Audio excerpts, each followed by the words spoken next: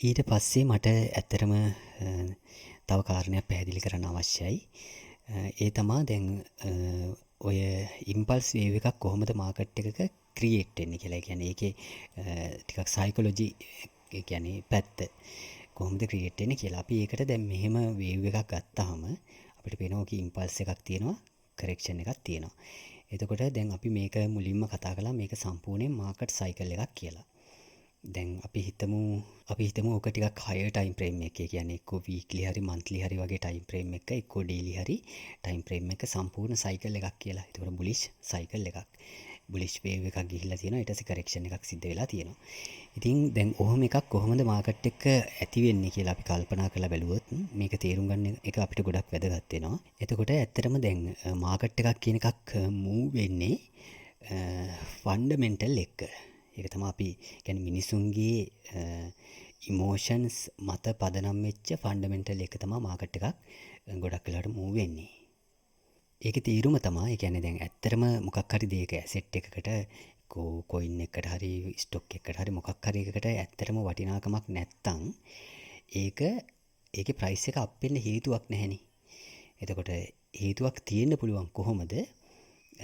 අර බොරුවට වටිනාකමක් තියෙනවා කියලා මවාපාලා ඉදිරිපත් කරලා තියෙන්න පුළුවන්. ඒතකොට සෝෂල් මීඩියා වලින් හරි නිවුස් වලින් හරි වටිනාකමක් නැති එකක් වුණත් වටින දෙයක් හැටියට ඉදිරිපත් කරපුවාම ඒකේ ප්‍රයිස් එක අප් වෙන්න ඉඩකඩක් තියෙනවා. ඒතකොට ප්‍රයිස් එක අප් වෙන්නේ මොකක් හින්දාද?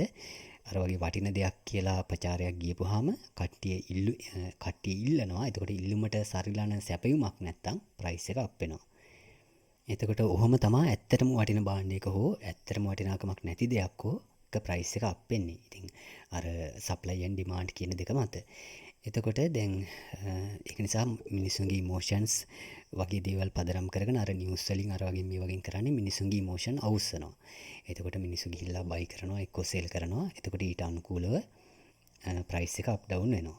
එතකොට දැන් අපි කල්පනා කරලා බැලුවොත් එහෙම දැන් අපිට නිවුස් හම්බ වෙනවනේ. කියන්නේ නිවුස් වලින් මාකට් එක හට්ට මෙහාට යවනවා. මොකද බෑඩ් නිවුස් ආවත් මිනිස්සු ඒවට ඕවර් රියැක්ට් කරනවා. ඒ කියන්නේ අනවශ්‍ය විදිහට ප්‍රතිචාර දක්වනවා. ඊට පස්සේ හොඳ නිවුස් එකක් ආවත් මිනිස්සු එකපාරට ෆෝමෝ වෙලා බයි කරන්න පටන් ගන්නවා. ඒ කියන්නේ ඕවර් රියැක්ට් කරනවා.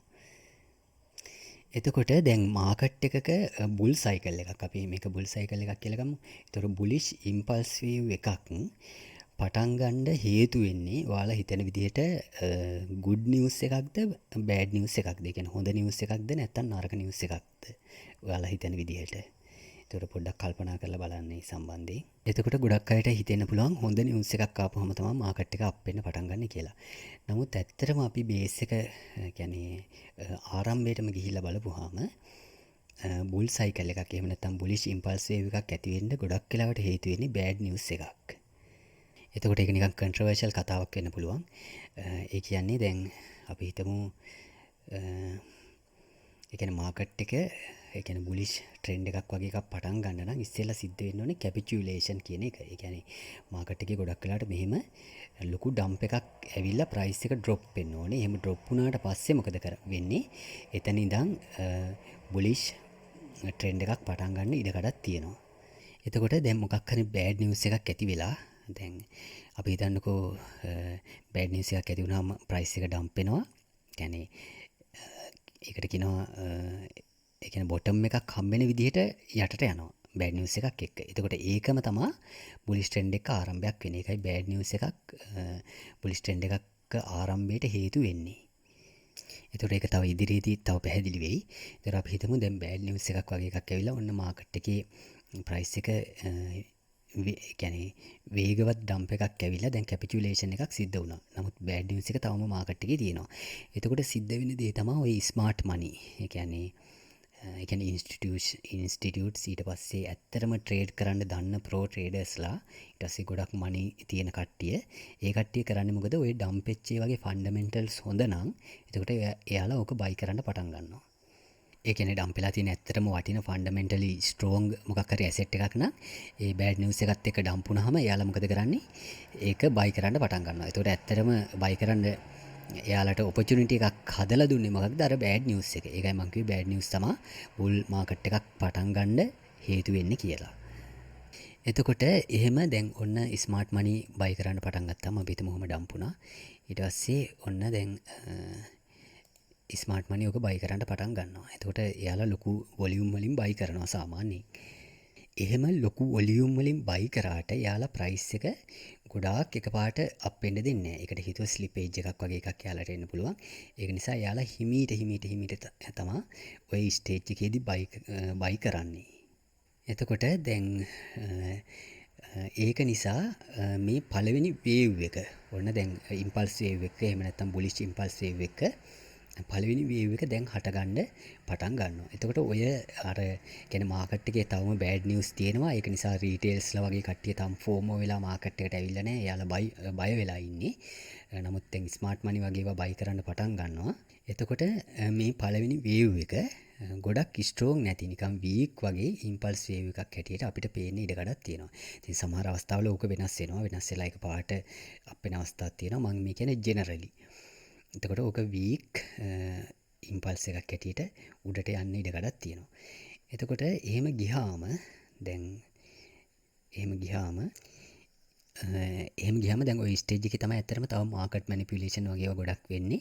මොකද යාලට තව මේ රේන්ජ් එකේම බයි කරගන්න එහෙම අවශ්‍යතාවයක් තියෙන නිසා. කොහොම හරි ගොඩක් වෙලාවට දැන් මම මේ වේව් ටික ඇඳලා ඉවර කරන්න මට වෙන ටූල් එකක් ගන්න අවශ්‍ය නිසා. එතකොට ගොඩක් අවස්ථාවල තවම මාකට් ස්ට්‍රක්චර් එක බේරිෂ්. ඒ කියන්නේ දැන් කියන්නේ මාකට් ස්ට්‍රක්චර් එක බලලා ට්‍රේඩ් කරන කවුරු හරි ඉන්නවා නම් එයාට තේරෙන්න ඉඩ තියෙනවා තවම මාකට් ස්ට්‍රක්චර් එක බේරිෂ්. ඒකට හේතුව තමයි ඒ කියන්නේ දැන් අපි හිතමු මේක කැපිටුලේෂන් එකක් වෙන විදිහට යට ඩම්ප් වෙච්ච එක කියලා. එතකොට දැන් පළවෙනි වේව් එක පටන් අරන් ඔහොම උඩට යනකොට ගොඩක් වෙලාවට තාම මාකට් ස්ට්‍රක්චර් එක බලපුවාම බේරිෂ්. ඉතින් ඒකට හේතුව මෙතන හයි එක තාම බ්‍රේක් වෙලා නැහැ. එතකොට අර මාකට් එකේ ඉන්න කට්ටිය තවම බෑඩ් නිවුස් තවම මාකට් එකේ තියෙනවා. ඉතින් ඒ නිවුස් වලිනුත් කට්ටිය කතා වෙනවා හැමෝම බය වෙලා ඉන්නවා තව මේක ඩම්පේ කියලා. එතකොට මොකද වෙන්නේ මේ වගේ හයි එකක් කිට්ටුවට ආපුවාම ඔන්න කට්ටිය සෙල් කරනවා. එතකොට මම මේක කන්පීට් කරගන්නම්. එතකොට සෙල් කරපුවාම ගොඩක් වෙලාවට ඔය තවම මාකට් එකේ තව බෑඩ් නිවුස් ගොඩක් තියෙන හින්දා මේ සෙල් එක ටිකක් ස්ට්‍රෝං. ඉතින් ඒක නිසා ඔක 0.5 එකට එහෙම නැත්නම් ගෝල්ඩන් පොකට් එකට සමහර ලාවට අර කිව්වා වගේ 99.99%ක්ම එන්නත් පුළුවන්. සමහර අවස්ථාවල යටට වික් වෙලා අර යට තියෙන ලික්විඩිටි උනත් මේ මාකට් මැනිපියුලේට් කරන කට්ටිය ගන්නත් ඉඩ කඩක් තියෙනවා. එතකොට ඔහොම ඒ කියන්නේ ඩම්ප් වෙනකොට දැන් අර කට්ටිය කතා වෙනවා හරි දැන් ඇත්තටම මේක ඩම්ප් වෙන්න තමයි යන්නේ. ඒකට යාලා තව සෙල් කරන්නත් ඉඩ තියෙනවා. ලෝන් කරන්න තවම බයයි. ඉතින් නමුත් අපිට පේන දෙයක් තමයි ওই වගේ අවස්ථාවල මෙහෙම ඩම්ප් එකකදී වොලියුම් ඉන්ක්‍රීස් එකක් සිද්ධ වෙනවා. ඒකට හේතුව අර ස්මාර්ට් මනි කියන ඒවා මේ වගේ ඩම්ප් වලදී බයි කරනවා. ඒ කියන්නේ දැන් මේක ඇත්ත සිටුේෂන් එක දන්න කට්ටිය මොකද කරන්නේ? ඕක බයි කරනවා. එතකොට එහෙම බයි කරනකොට අර ඩම්ප් වෙනව වෙනුවට ඔන්න දැන් මේක උඩට යන්න පටන් ගන්නවා. එතකොට අර දැන් සෙල් කරපු කට්ටිය ටිකක් බය වෙනවා. දැන් මේක යටට යන්නේ නැහැ වගේ එක්ක ඔයාලා ෂෝට් කරලා නම් ඒ පොසිෂන් දැන් ඒ වගේ පාඩු පිට යාලට සෙල් කරන්න වෙනවා. ඒ වගේ මොකක් හරි සිටුේෂන් එකක් එනවා. නමුත් එයාලා තවම රෙඩි නැහැ ඇත්තටම බයි කරන්න. එතකොට කොහොම හරි දැන් මාකට් එක ටික ටික අප් වෙනකොට ඔන්න දැන් ටික ටික පොසිටිව් නිවුස් මාකට් එකට එනවා. දැන් මේක අප් වෙන ඉඩ කඩක් තියෙනවා. කියලා එක්කෝ ඒ වගේ පොසිටිව් නිවුස් පොඩ එනකොට එතකොට සමහර කට්ටියන්ට හිතෙනවා දැන් ඔන්න අර ඈතින් බුල් කෙනෙක් දැන් පේන්න පටන් ගන්නවා වගේ සිද්ධියක් තියෙනවා. කියන්නේ දැන් බුලිෂ් ට්‍රෙන්ඩ් එකක් පටන් ගන්න ඉඩකඩක් තියෙනවා. නමුත් බුල්ස්ලා ඉන්නේ ටිකක් ඈත. එතකොට නමුත් කොහොම හරි මාකට් එකේ නිවුස් එනවා. ඒවත් එක්ක පොසිටිව් නිවුස් එනවා. දැන් අර නෙගටිව් පැත්ත සෑහෙන අඩු වෙලා. එතකොට ඔන්න මාකට් එක අප් වෙනවා. ඊට පස්සේ දැන් මේ අප් වෙනකොට එතකොට මේ තුන්වෙනි වේව් එකේදී අර සිද්ධ වෙන කරෙක්ෂන්ස් කියන ඒවා ගොඩක් ඒ කියන්නේ ෂැලෝ කරෙක්ෂන් සිද්ධ වෙන්නේ. ඒ කියන්නේ ඒතකොට මේ තුන්වෙනි එකේ ඒකයි හැම වෙලෙම ඉම්පල්ස් වේව් එකක් වෙන්නේ. ඒක දිග වේව් එකක් වෙන්නත් හේතුව ඒකයි. ගොඩක් වෙලාවට මේක තමයි හොඳටම බුලිෂ් වෙලා උඩට යන වේව් එක. ඉතින් එහෙම ගියාම දැන් වීක් හෑන්ඩ්ස් තියෙනවානේ. එතකොට මාකට් එක අප් වෙලා තියෙන්නේ. එතකොට යාළුවා මැදින් හරිය මෙහෙම බයි කරලා තියෙනවා. එතකොට යාළුවා කල්පනා කරනවා දැන් යම් මට්ටමකට ගියපුවාම දැන් ප්‍රොෆිට් ගන්න ඕනේ කියලා. එතකොට එයාලා කරන්නේ ප්‍රොෆිට් ගන්න පටන් ගන්නවා. එතකොට ප්‍රොෆිට් ගත්තට අර ස්මාර්ට් මනි, ඒ කියන්නේ මේ යටදි බයි කරපු කට්ටිය ඇත්තටම තවම ප්‍රොෆිට් ගන්න රෙඩි නැහැ. ඉතින් එයාලා ප්‍රොෆිට් ගන්නත් පුළුවන්, මං කියන්නේ ජෙනරලි සිද්ධ වෙන දේ. ජෙනරලි සිද්ධ වෙන දේ. එතකොට වීක් හෑන්ඩ්ස් තමයි ගොඩක් වෙලාවට මේ වගේ තැන්වලදී ප්‍රොෆිට් ගන්නෙ. එතකොට ඒක නිසා මෙන්න මේ හතරවෙනි වේව් එක ගොඩක් වෙලාවට ෂැලෝ කරෙක්ෂන් එකක් එන්නේ. ඒ කියන්නේ ගොඩක් ඩීප් කරෙක්ෂන් එකක් එනවා වෙනුවට ෂැලෝ කරෙක්ෂන් එකක් එන්නේ. ඉතින් නමුත් සමහර අවස්ථා තියෙනවා ෂැලෝ ඩීප් කරෙක්ෂන් එන්න ඉඩ කඩක් තියෙනවා. නමුත් අර මාකට් එක වැඩ කරන මිනිසුන්ගේ හැසිරීමයි ඒ සේරමත් එක ගත්තාම හතරවෙනි වේව් එක ගොඩක් වෙලාවට ෂැලෝ කරෙක්ෂන් එකක් එන්න තමයි ඉඩ කඩක් තියෙන්නේ. එතකොට එක්කෝ ඔය දැන් ෂැලෝ කරෙක්ෂන් එකක් එනවා, එක්කෝ මේ හරිය ට්‍රයැන්ගල්ස් වගේ ඒවා හැදෙනවා. එතකොට කොහොම හරි බුලිෂ් කන්ටිනියේෂන් පැටර්න් හතරවෙනි වේව් එක හැටියට හැදෙන්න ලොකු ඉඩ කඩක් තියෙනවා. එතකොට දැන් ඒක නිසා අර දැන් මේක ඩම්පේ කියලා විකුණපු කට්ටිය ඉන්නවනේ. එතකොට දැන් ස්මාර්ට් මනි කට්ටිය දන්නවා ඇත්තටම ඕක ඩම්ප් වෙන්නේ නැහැ. එතකොට ඒ කියන්නේ හරියට තීරි එක දන්න කට්ටිය. එතකොට එයාලා ඔය හරියට බයි කරන්න පටන් ගන්නවා. එතකොට ප්‍රයිස් එක අප් වෙනවා. දැන් මාකට් මැනිපියුලේෂන් කරන කට්ටියත් මොකද කරන්නේ? තව පොසිටිව් නිවුස් පතුරවනවා, අරවා මේවා කරනවා. දැන් පොසිටිව් නිවුස් උපරිමයට එන්නේ මේ ස්ටේජ් එකේදී. ඒක මතක තියාගන්න ඕනේ. එතකොට පොසිටිව් නිවුස් උපරිමයටම එනවා. එතකොට අර වික්ක කට්ටියත් මොකද කරන්නේ? ආයෙසරයක් බයි කරනවා. නෑ මේක ඩම්ප් වෙන්නේ නෑ. දැන් මේක සම්පූර්ණයෙන්ම හඳට යනවා කියලා කියන්නේ ලක්ෂයට 2ට ලක්ෂ 10ටත් යනවා කියලා කට්ටිය කල්පනා කරනවා. එතකොට දැන් ඔය ස්ටේජ් එකේදී තමයි ගොඩක් වෙලාවට ඔය ඒ කියන්නේ ගොඩක් අලුත්ම කට්ටිය මාකට් එකට එන්ටර් වෙන්නේ. ඒකට හේතුව දැන් නිවුස් හැමතැනම පැතිරිලා ඊට පස්සේ කට්ටිය බයි කරනවා මේක ලක්ෂයට යනවා 2ට යනවා කියලා තියෙනවා. ඒකට අලුත් කට්ටියත් තමන්ගේ අතේ තියෙන ඒවා බැංකු ණය අරගෙන ඉඩම් විකුණලා පවා මාකට් එකට එන්ටර් වෙන්නේ මෙන්න මේ ස්ටේජ් එකේදී. මං කියන්නේ ඔය ලොකු සයිකල් එකක් ගත්තාම. නමුත් එලියට් වේව් වල ඔය පස්වෙනි වේව් එකේදී. එතකොට නමුත් ස්මාර්ට් මනි ඕකෙදි ඔය හරියදී බයි කරන්නේ නැහැ. ඉතින්